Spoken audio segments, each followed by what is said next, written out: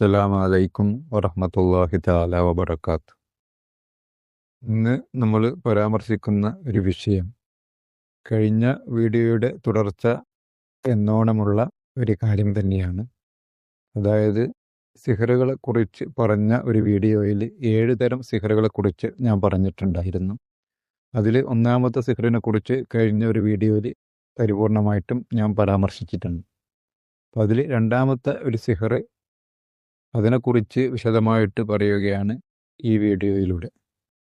അപ്പോൾ രണ്ടാമത്തെ 7 സിഹറുകളിൽപ്പെട്ട രണ്ടാമത്തെ സിഹർ എന്ന് പറയുന്നത് സിഹറുൽ ഫിറാഖ്, അതായത് വിഭജനത്തിൻ്റെ അല്ലെങ്കിൽ വേർപിരിക്കലിൻ്റെ സിഹർ എന്ന് പറയും.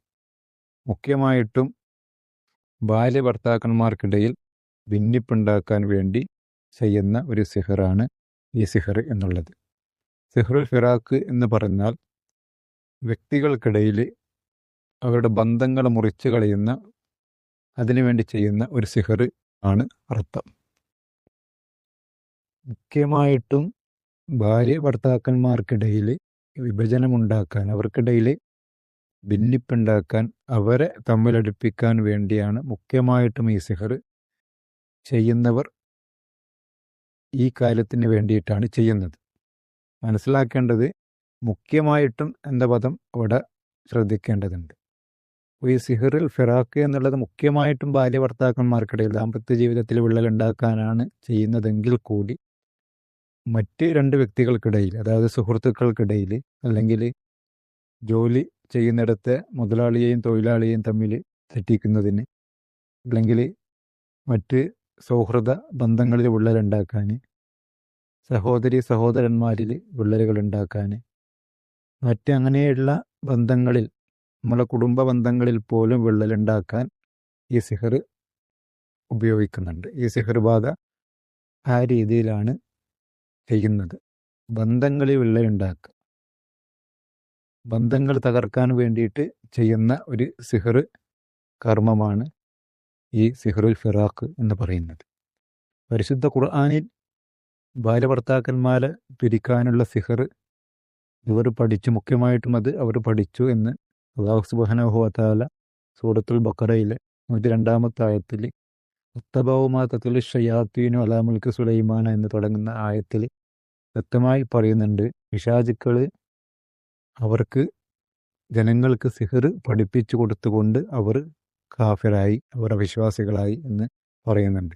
ഇതിൽ പറയുന്ന മാ യുഫരിഖൂന ബൈനൽ മർഇ വ സൗജിഹി, ഭാര്യയ്ക്കും ഭർത്താവിനും ഇടയിൽ ഭിന്നിപ്പുണ്ടാക്കാനുള്ള സിഹർ അവർ പഠിച്ചു. ജനങ്ങളും പിശാചുക്കളും, പിശാചുക്കളിൽ നിന്ന് ജനങ്ങൾ സിഹർ പഠിച്ചു, ജനങ്ങൾക്ക് പിശാചുക്കൾ സിഹർ പഠിപ്പിച്ചു കൊടുത്തു. പിശാചുക്കൾ ബാബിലോണിയയിൽ ഇറക്കപ്പെട്ട ഹാറൂത്ത് മാറൂത്ത് എന്നീ 2 മലക്കുകളെ അല്ലാഹു പരീക്ഷണാർത്ഥം ബാബിലോണിയയിൽ ഇറക്കുകയും അവരിൽ നിന്ന് പിശാചുക്കൾ അവർ പഠിപ്പിച്ചു കൊടുത്തതിന് പിശാചുക്കൾ പിന്തുടരുകയും ചെയ്തു. പക്ഷേ അവർ പഠിപ്പിച്ചു കൊടുക്കുന്ന സമയത്ത് ഈ മലക്കൾ 2 പറഞ്ഞിട്ടുണ്ടായിരുന്നു, നിങ്ങൾ പരീക്ഷണാർത്ഥമാണ്, നിങ്ങൾക്കുള്ള പരീക്ഷണമാണ്, ഇത് അല്ലാഹുവിൻ്റെ പരീക്ഷണമാണ്. സിഹർ ചെയ്യുന്നതിനെ പറ്റിയും പഠിപ്പിക്കുന്നതിനെ പറ്റിയും ഒരു കൃത്യമായ മുന്നറിയിപ്പ് അവർ നൽകിയിരുന്നു. അത് പരിശുദ്ധ ഖുർആൻ വ്യക്തമായിട്ട് പറയുന്നുണ്ട്.